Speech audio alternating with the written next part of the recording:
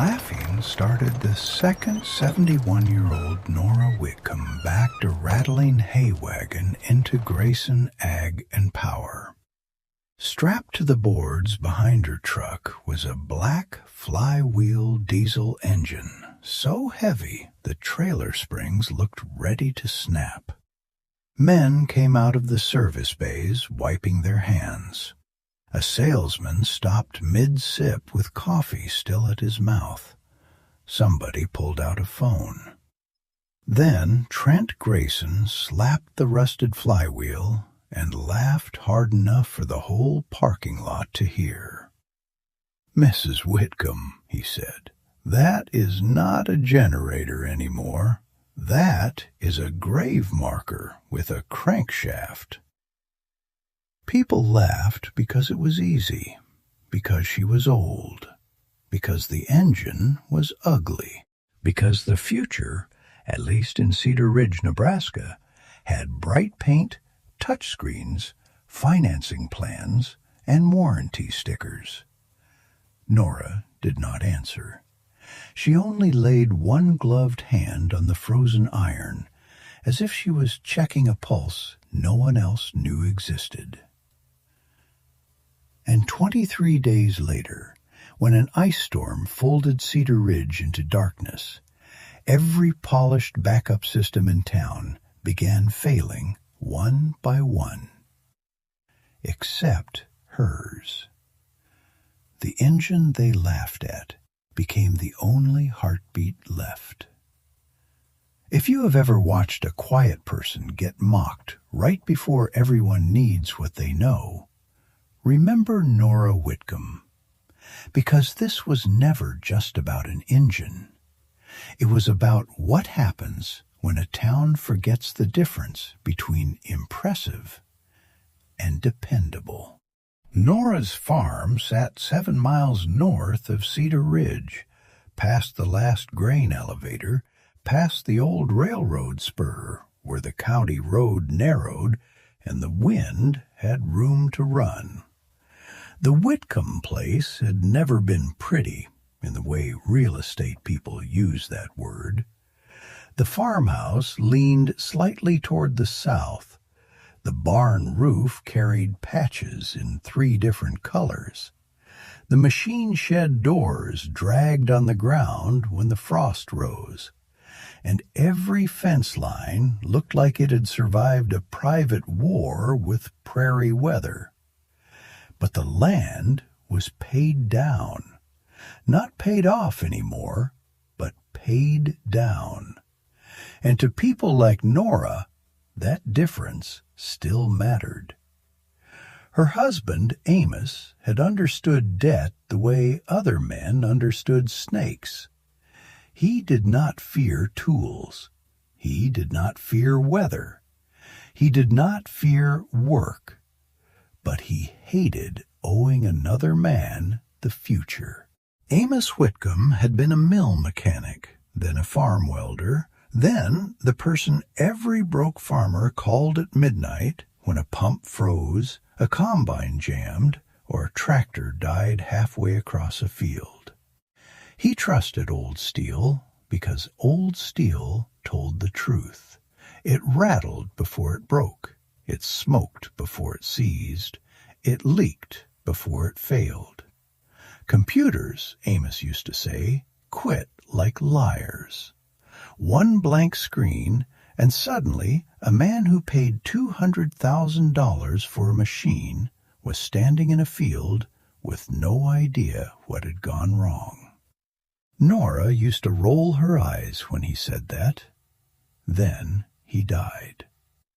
It happened 4 winters before the storm, on a morning so cold the well handle burned skin through gloves. Amos had been in the machine shed, leaning over the old black engine, fitting a governor spring he had made from cut stock and patience. By the time Nora found him, his hand was still resting on a wrench. The ambulance took 28 minutes to reach the farm. After that, silence moved into the house like a tenant. It sat in Amos's chair. It filled the hallway after supper. It followed Nora out to the shed at night when she carried his old thermos and tried to finish what he had left unfinished. Most people in Cedar Ridge assumed she would sell. That was what widows did now. That was what sensible families did. Auction the equipment, sign the papers, move closer to town, stop fighting roofs and wells and winter. Her son Miles believed that most of all. Miles lived in Lincoln, worked in regional distribution, owned coats that had never smelled like diesel, and loved his mother in the practical, frightened way grown children sometimes do. Every time he visited, he saw danger. The barn roof, the furnace, the loan notices, the engine parts laid out on Amos's workbench like bones from a giant animal. "Mom," he would say, "Dad is gone. You do not have to keep proving anything." And every time he said it, Nora heard what he did not mean to say. You are alone now. You are too old now. The world has moved on now. But Nora was not staying to prove she was strong. She was staying because Amos had built something the town did not understand. Behind the shed, under tarps and dust and years of ridicule, sat a 1942 Fairbanks-Morse flywheel diesel, 9 tons of cast iron, compression, fuel, and stubborn engineering. It had once powered a grain mill outside Hastings before Amos bought it from a demolition crew for less than the price of a riding mower. Everyone called him crazy for hauling it home. It was too old, too loud, too inefficient, too impossible to automate. Amos rebuilt it anyway. He bored sleeves by hand, filed valve seats under lantern light, copied load calculations into notebooks so greasy the pages looked smoked, built a manual transfer wall from salvaged breakers, copper bus bars, ceramic insulators, and labels written in black paint pen. Nora used to think it was one of his projects. Men like Amos always had projects, machines they meant to fix, tools they meant to sharpen, ideas they meant to get back to someday. But the winter before he died, Amos took Nora into the shed and showed her the whole system. The engine, the line shaft, the belt drive, the hand-thrown transfer switches, the buried feeders that ran not just to the farmhouse, but to the well house, the cattle tank heaters, the old church basement, and the closed cannery building that the county used as an emergency shelter. Nora stared at the wall of copper and iron and asked the question everyone else would have asked. Why? Amos wiped his hands on a rag and looked toward Cedar Ridge, where new steel bins and bright dealership lights glowed on the horizon. Because this town thinks power is a bill, he said. It is not. Power is a chain, and every chain has a weakest link. That sentence stayed with her longer than his tools did. That November, winter arrived early, not with postcard snow, with hard air, with mornings that snapped mud into stone, with wind that made the farmhouse windows tremble after dark. Feed prices climbed. Fuel bills climbed faster. A weak harvest left small farms thin and anxious, and once every few weeks, Ruth Klein from Prairie State Bank drove out to the Whitcomb farm in a tan SUV and stepped onto the porch with the expression of someone carrying bad news in a folder. Ruth was not cruel. That matters. Some people enjoy pressure. Ruth did not. She simply believed columns, signatures, and dates more than memory, loyalty, or old barns. One gray afternoon, she stood beside Nora's porch rail while sleet ticked against the steps. "Trent Grayson is still interested in the north acreage," Ruth said. "He wants storage expansion and a service lane. The offer would clear the overdue operating line." Nora held a bucket of cracked corn against her hip. "Trent wants everything that touches his fence." Ruth sighed. "He is making a real offer." "Real does not mean right." "Mrs. Whitcomb, you cannot keep borrowing against equipment that barely exists on paper." Nora looked past her toward the machine shed. "It exists when it works." Ruth followed her eyes and softened her voice. "Amos is gone." There are sentences people say gently that still cut. Nora set the bucket down. "I know where my husband is buried, Ruth." The banker looked ashamed then. Not enough to stop the paperwork, but enough to lower her eyes. When Ruth left, Nora stayed on the porch until the tan SUV disappeared behind the cottonwoods. Then she went to the shed. Inside, Ivy was waiting. Ivy Whitcomb was 16, all long limbs, sharp questions, and the kind of intelligence adults underestimate because it still wears sneakers. Miles had dropped her off for the weekend because he said Nora should not be alone so much. Ivy claimed she came for quiet. Really, she came because her grandmother was the only adult who did not speak to her like a problem waiting to happen. She stood in the shed looking at the huge black engine. "What is that thing?" Nora hung her coat on a nail. "Your grandfather's argument." "Against what?" "Against depending on people who sell certainty." Ivy frowned. "That sounds like a fortune cookie for farmers." Nora almost smiled. Then she opened one of Amos's notebooks and handed it over. Ivy flipped through pages of diagrams, fuel ratios, hand-drawn wiring maps, storm notes, failure studies, and load tables. "This is all one machine?" "No, it is one idea." "What idea?" Nora rested a hand on the flywheel. "That ugly things can keep you alive when beautiful things stop working." The morning Nora hauled the engine into Grayson Ag and Power, the air smelled metallic the way it does before a serious storm. Cedar Ridge was busy pretending not to be nervous. Pickup trucks crowded Main Street. Farmers filled fuel cans. The diner ran out of biscuits before 9.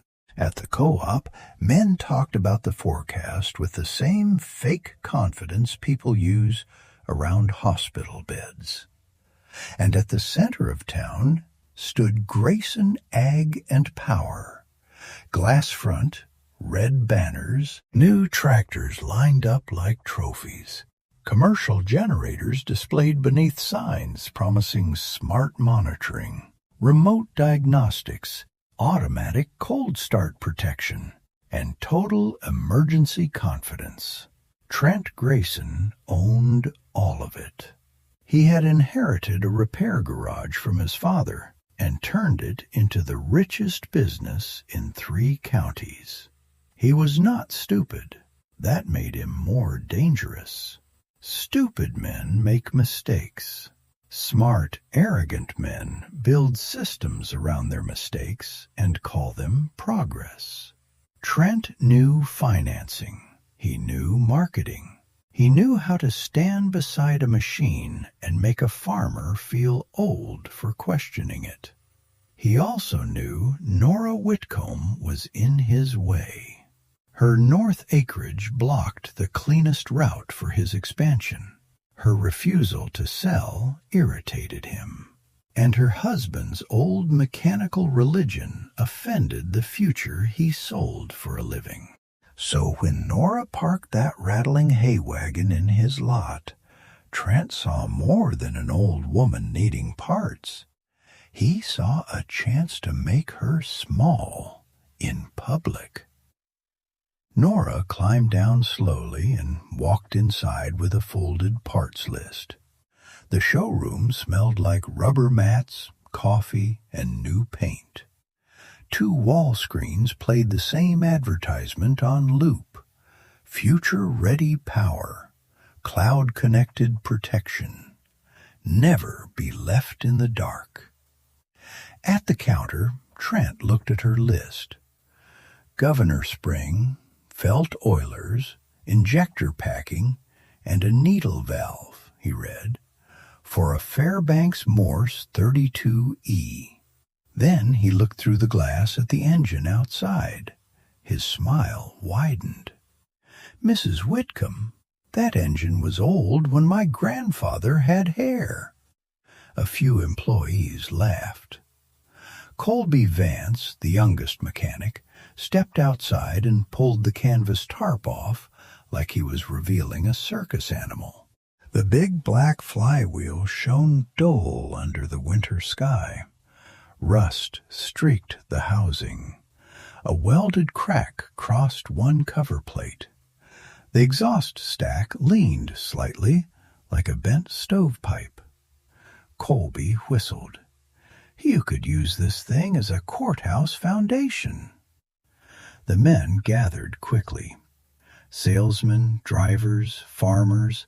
One deputy, Ruth Klein from the bank, standing with a paper coffee cup and a face that said she wished she had arrived 5 minutes later. Then Trent stepped outside. He put one hand on the flywheel and addressed the little crowd. Folks, I believe we have discovered where generators go after they die. Laughter spread. Then he turned to Nora. That is not a generator anymore. That is a grave marker with a crankshaft. Nora did not fight him. She did not blush. She did not look at the phones recording her. She did not defend Amos, though that was the part that hurt. She only placed her palm on the frozen iron. Cold metal tells you more than warm salesmen. For half a second, the crowd lost its rhythm. Then Trent chuckled. Come on, Nora. I can put you in a proper unit today. 40 kilowatt, automatic transfer, remote monitoring, financing over 7 years. Another leash, Nora said. Another investment. No, a leash. The word landed harder than she expected. Trent's face tightened. People your age should not be betting winter on scrap iron. Ivy, who had ridden with Nora and stood near the truck, stepped forward. It is not scrap. Colby lifted his phone higher. Trent laughed softly. Your grandfather filled your heads with ghost stories. Nora looked at him then. For the first time all morning, she gave him her full attention. Amos did not fear the future. He feared men who sold convenience and called it safety. No one laughed at that immediately. That bothered Trent more than anger would have. He shoved the parts list back across the counter. "We do not stock museum pieces." Nora reached into her coat pocket and set 3 folded bills on the counter. "Your father did." That quieted him, because it was true. Before Trent bought banners and software contracts, his father kept shelves of old parts for farmers who could not afford to replace everything just because a catalog told them to. Trent looked toward the storage room. Colby muttered, "Should I check?" Trent's jaw worked once. Check. 10 minutes later, Nora walked out with a small paper bag of parts that looked meaningless to everyone except her. Behind her, Colby called out, "Let us know when the dinosaur saves Nebraska." Laughter followed her back to the truck. Nora climbed in, started the old Ford, and drove away without looking back. But Ivy looked back, and she remembered every face. That night, freezing rain tapped against the shed roof while Nora and Ivy worked under a hanging bulb. The Fairbanks-Morse sat in pieces around them. The governor spring from Grayson's father fit. The needle valve did not. The injector packing had to be trimmed by hand. Ivy held the flashlight while Nora opened Amos's notebook. "How do you know which page?" "I don't." "You look like you do." "That is different." Ivy smiled despite the cold. Nora traced Amos's handwriting with one finger. Cold start below 10 degrees. Warm fuel before pressure. Prime slow. Never trust a silent gauge. Listen for the engine before asking it to work. Ivy leaned closer. "He wrote like he was talking to somebody." "He was." "Who?" Nora did not answer for a moment. Then she said, "Maybe me. Maybe nobody. Maybe the day he knew would come." Outside, the wind pushed frozen rain across the fields. Inside, old iron resisted them. For 3 hours, nothing moved easily. Bolts held like grudges. Fuel lines were stiff. The flywheel refused to turn more than a few inches at a time. Ivy's fingers went numb inside her gloves. "Grandma, why keep doing this?" Nora tightened a fitting and kept her eyes on the wrench. "Because your grandfather did not spend 15 years building something useless. People said he was paranoid. Prepared people always sound foolish to comfortable people." That shut Ivy up for a while.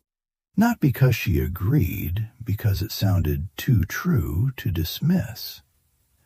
Near midnight, they tried the first start. Nora opened the decompression lever. Ivy stepped back behind the workbench. The shed seemed to hold its breath. Nora pulled the assist crank. Nothing. Again. The flywheel groaned. Again. The engine coughed once, a deep, violent bark that shook dust from the rafters. Ivy gasped. Black smoke puffed from the stack. The flywheel turned twice. The whole shed trembled. For 3 seconds, the engine lived. Then it died with a flat iron knock. Silence dropped hard. Ivy stared at it. It almost started. Nora kept her hand on the crank. "First sound it has made since Amos died." Ivy did not know what to say to that. Sometimes grief does not look like crying. Sometimes it looks like a woman in an old coat listening to a dead man's machine cough once in the dark. The next morning, Miles arrived from Lincoln. He came in a clean truck with heated seats and road salt shining on the doors. He hugged Nora. He hugged Ivy. Then he looked past them into the shed, and his face changed. "Mom," Nora knew that tone. "Do not start with the tone before breakfast." "I talked to Ruth." "Of course you did.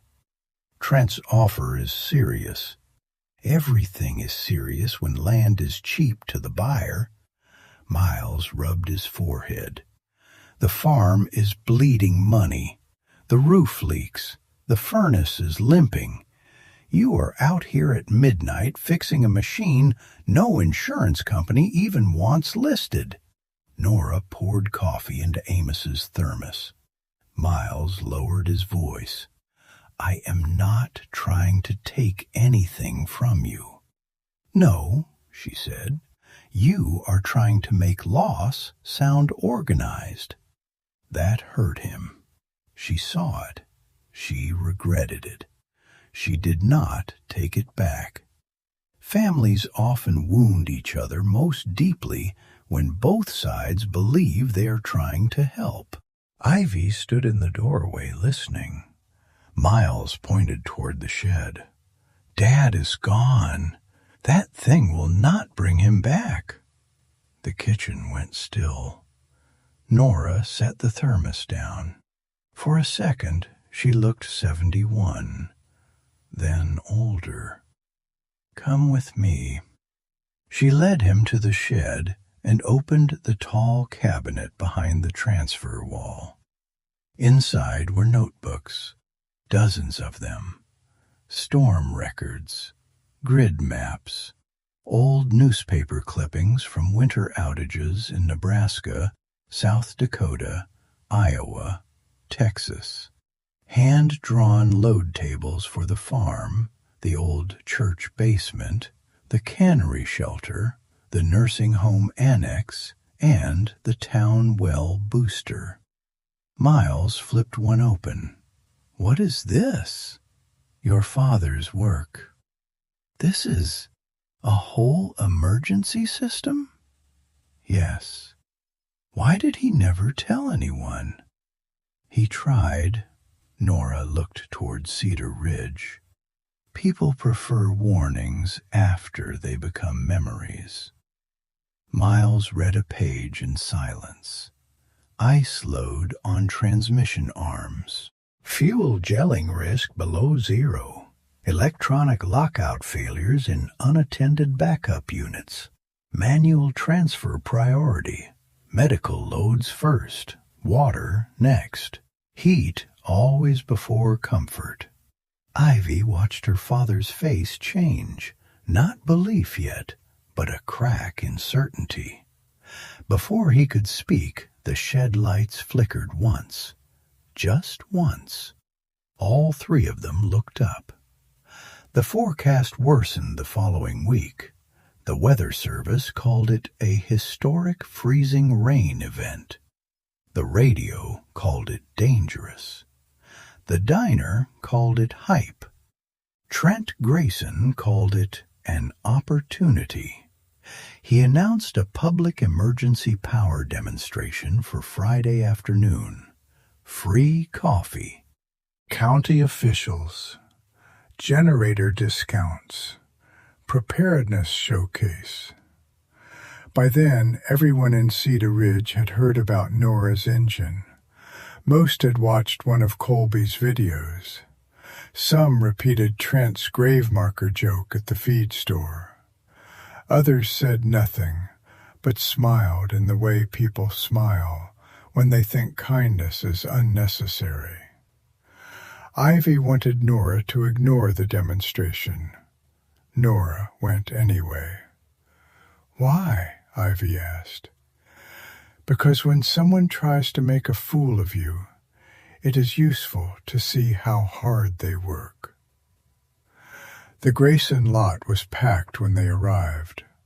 Portable heaters glowed orange. Banners snapped in the wind. Commercial generators sat in a row, clean and square and expensive. A county commissioner shook Trent's hand under the largest banner. Future-ready emergency power. Trent loved that phrase. It made fear sound like a product. He stepped onto a low platform with a microphone. Folks, storms are changing. Infrastructure is under strain. Rural communities cannot afford outdated thinking. His eyes drifted to Nora. A few people noticed. Ivy's jaw tightened. Trent continued. These units feature automatic start sequencing, digital load balance, cloud diagnostics, and freeze protection systems designed for real-world emergencies. Nora murmured, "Real world has a way of ignoring brochures." Ruth Klein, standing nearby, heard her and looked down into her coffee. Trent's first generator started beautifully. Floodlights came on, screens lit, people clapped. Colby grinned at Ivy. "Try that with a flywheel from the Stone Age." Ivy stepped forward, but Nora touched her sleeve. "No. But he let shallow water make its own noise." The second generator started. The third started. Then Trent pointed toward Nora without saying her name. Some people still believe survival means dragging the past behind a pickup. The crowd laughed. Nora stood still. "Let me be clear," Trent said. "Emergency power is not about nostalgia. It is about tested, certified, modern protection." The wind pushed sleet across the lot. One of the screens flickered, only for a second. No one mentioned it. That is how disaster usually begins. Not with panic, with a warning small enough for pride to ignore. By evening, the first layer of ice glazed the roads. By midnight, tree limbs snapped in the dark. By 2:17 in the morning, Cedar Ridge lost the grid. Nora woke before the furnace stopped clicking. Old farm people know the sound of systems ending. She sat up in the dark, listened, then reached for her boots. Ivy appeared at the stairs, wrapped in a blanket. "Power?" "Out." "Town too?" Nora looked through the kitchen window. No lights on the horizon. "Town too." A blue flash lit the fields west of the farm, then another. Transformers. The thermometer in the kitchen read 39 and falling. Nora lit 2 kerosene lanterns, pulled Amos's coat from the hook, and headed for the shed. Ivy grabbed a flashlight and followed. The yard was a sheet of glass. Every step cracked. Ice covered the fence wire so thick it shone white in the lantern light. Inside the shed, the Fairbanks-Morse sat under shadows, silent and unfinished. Nora opened the side housing.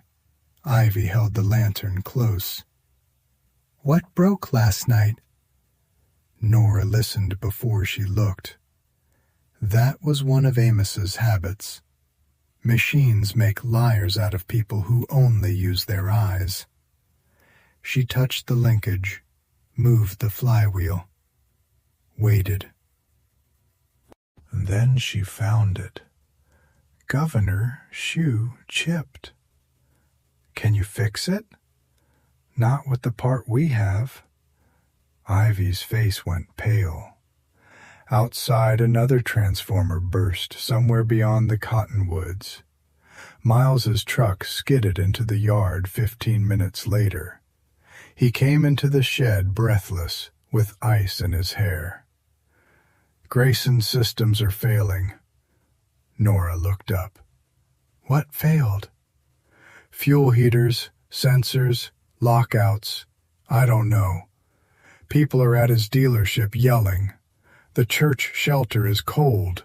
The nursing home annex is on battery heat, and they are saying the batteries will not last.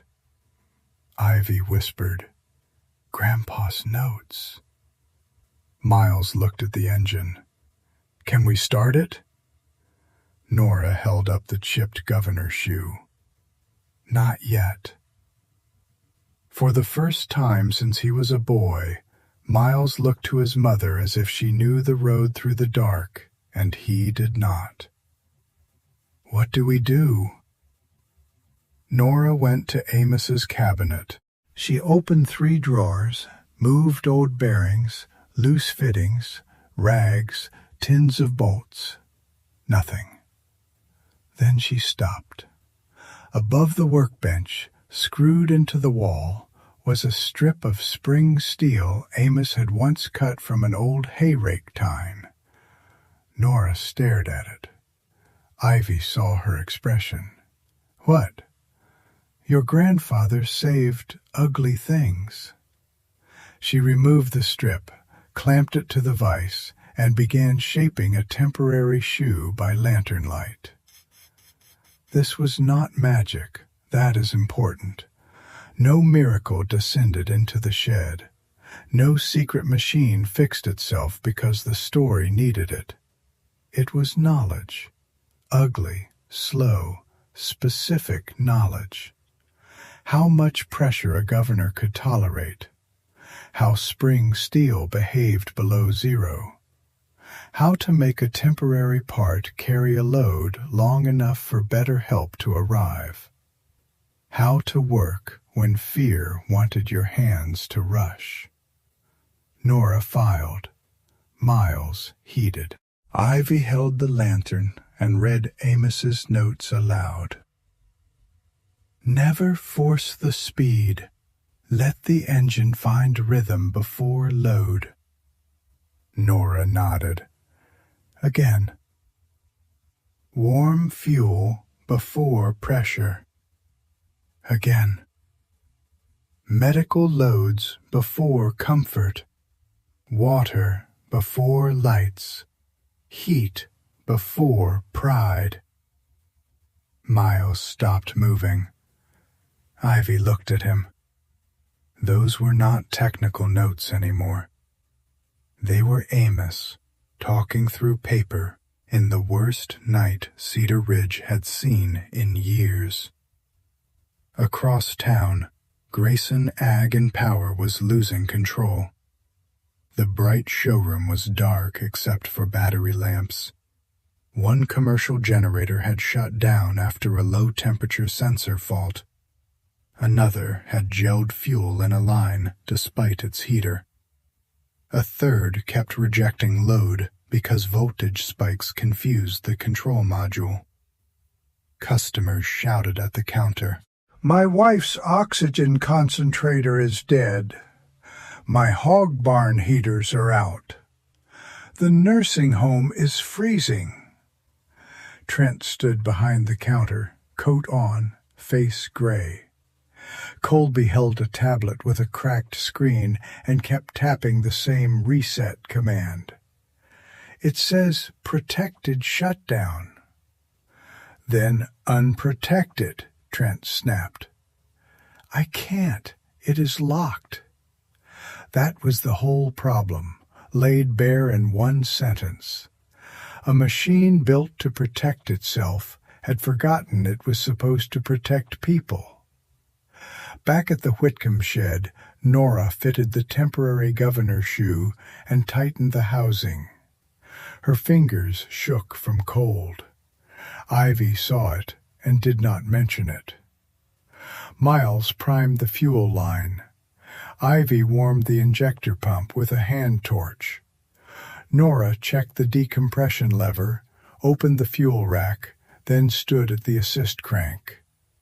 The shed felt too small for the silence. Nora whispered, "Come on, Amos." Then she pulled. Nothing. Again. The flywheel dragged, caught, rolled. Again. The engine coughed so violently, Ivy flinched. Nora pulled once more. The Fairbanks-Morse fired, one cylinder at first, then rhythm, then force. The flywheel blurred into motion. The belt slapped tight. The whole shed began to shake around them. Miles stared. Ivy's mouth opened, but no words came. Nora put one hand on the housing. Heat, faint but real, reached through her glove. For 4 years, Amos's engine had been dead iron.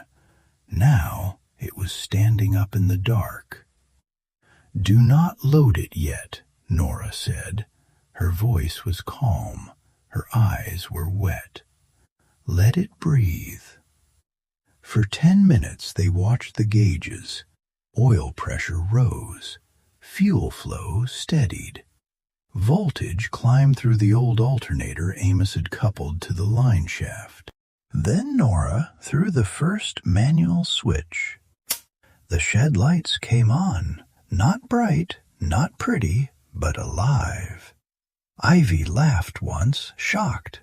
The farmhouse lit next, then the well house, then the furnace. Across the dead county, the Whitcomb farm became a small yellow island in a black sea of ice. And people noticed. They always do. In darkness, human pride becomes very practical. The first truck arrived 20 minutes later. Earl Madsen, 78, brought his wife wrapped in quilts. Their propane furnace blower was dead, and she needed heat after surgery. Nora pointed to the house. Inside. No lecture, no revenge, no question about who laughed. The second truck came from the church. The basement shelter was below freezing, with children and 2 infants inside. Nora opened Amos's load notebook. Miles leaned over her shoulder. "Can we feed the church?" "Partial heat. No lights except emergency." "From here?" "From Amos." They pulled cable reels from the shed. Heavy old reels nobody had understood. Salvaged connectors, transfer boxes, manual clamps tagged with paint. Everything was ugly. Everything worked. By dawn, the farmyard looked like a rescue station. Trucks lined the road. Exhaust hung in the blue morning. People carried blankets, fuel cans, thermoses, extension lines, tools. And in the middle of it all, the Fairbanks-Morse thundered like an old animal refusing to die. Ruth Klein arrived after sunrise. She stepped into the shed and stopped. The engine shook the floor under her boots. Nora was checking a gauge. Ruth had to raise her voice. "I came to see if you needed anything." Nora looked at her. "Does the bank have a spare governor shoe?" Ruth almost smiled. Then she looked toward the farmhouse, where children slept on the floor near warm vents. "I was wrong." Nora kept her eyes on the gauge. "About the engine?" "About the farm." That mattered more. Before Nora could answer, Deputy Hale pulled into the yard with lights flashing through ice. He ran into the shed. "The nursing home annex is dropping below 40 degrees. Batteries are failing. We have residents in distress." Miles looked at the engine, then at the cables, then at the notebook. "Can we push that far?" Nora turned pages fast. Amos had marked the annex in red. Medical priority route, cycle load, isolate kitchen, heat wing A first. Do not run laundry, lights secondary, manual confirmation every 15 minutes. Ivy read it over Nora's shoulder and whispered, "He knew." Nora shook her head. "He prepared. There is a difference." Within 30 minutes, a convoy moved through Cedar Ridge. Miles drove the lead truck with Deputy Hale. Ivy sat beside Nora, holding the notebook open. Behind them came men who had laughed in Trent's parking lot, now carrying cable reels from Amos's shed like sacred things. The town looked broken. Power poles leaned under ice. Tree limbs lay across streets. Storefront windows were dark. The diner sign hung dead. And Grayson Ag and Power, the brightest place in Cedar Ridge 3 days earlier, sat black behind its glass walls. Trent stood outside in a heavy coat, watching Nora's truck pass. No microphone, no grin, no audience. Just a man looking at the future he sold, sitting useless in the cold. At the nursing home annex, breath fogged in the hallways. Nurses moved residents beneath blankets. One elderly man kept asking why the lights sounded so quiet. A woman in a wheelchair held both hands around a paper cup of lukewarm tea. Nora did not waste words. Mechanical room. Miles and Deputy Hale connected Amos's transfer box to the exterior panel. Ivy read the load order. Nora listened to the phone line Miles had rigged from the farm, where Earl Madsen watched the engine gauge. "Voltage holding," Earl shouted through static. Nora looked at Miles. "Ready?" He nodded. She threw the switch. For one long second, nothing happened. Then the furnace rumbled. Air moved through the vents. A hallway light flickered on. Then another. A nurse covered her mouth and started crying. No one applauded at first. They were too cold, too tired, too close to what almost happened. Then one old woman reached for Nora's sleeve. "Amos's wife?" Nora nodded. The woman squeezed her hand.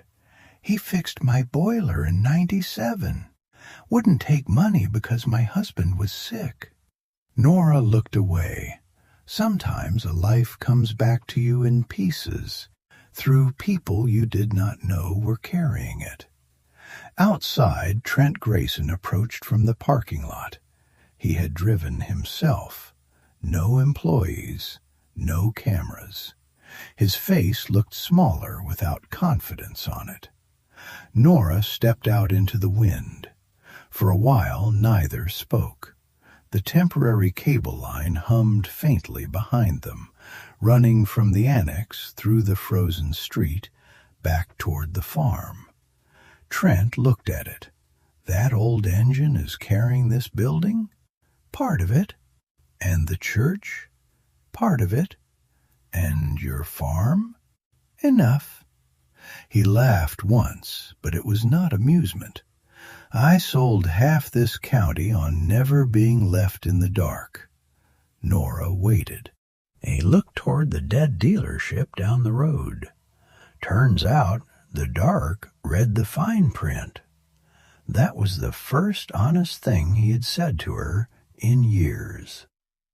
Nora pulled her coat tighter. Amos used to say, "Complicated things can be good servants." but they make poor gods." Trent swallowed. I should not have mocked him. "No." He nodded, accepting it. Nora looked at him. "But the worst mistake was that you stopped listening to men who got grease under their nails before you got contracts under yours." That hurt. It was meant to, not cruelly, truthfully. Trent looked at the ice under his boots. "Can I help?" Nora studied him. Then she pointed toward the service alley. "We need diesel that is not gelled, copper lugs, and anyone on your crew who still remembers how to use a wrench without a screen telling him where to turn it." Trent nodded. "I will bring them." He did. By that afternoon, Colby Vance was at the Whitcomb farm, carrying fuel cans without jokes. He avoided Ivy's eyes. She let him. Shame is more useful when it has space to work. For 62 hours, Amos's engine ran. It powered heat in rotations, kept the church basement above 50, kept the nursing home annex safe, kept the town well booster alive long enough for emergency crews to ration water, kept cattle tank heaters from freezing on 3 neighboring farms. It was not a miracle. It was not perfect. It was not enough to make life comfortable. It was enough to keep people alive. And sometimes enough is the highest form of engineering. When utility crews finally reached the north lines, the supervisor stood in Nora's shed with 2 linemen and stared at Amos's transfer wall. One of the linemen circled the engine slowly. "This thing carried critical load for almost 3 days?" 62 hours, Miles said. "Voltage swing?" "Under 6% once warm." The lineman looked at Nora. "Who built the transfer system?" Nora wiped oil from her fingers. "My husband." The man nodded toward the engine. "Hell of a machine." Nora corrected him gently. "Hell of a man." That evening, when main power returned, Nora shut the Fairbanks-Morse down herself. The shed went still. After so much thunder, the silence felt enormous. Ivy stood beside her. "I miss the sound." Nora touched the cooling flywheel. Useful noise leaves a different kind of quiet. The next day, people came to the Whitcomb farm without needing rescue. They brought food, diesel, firewood, parts, handwritten notes.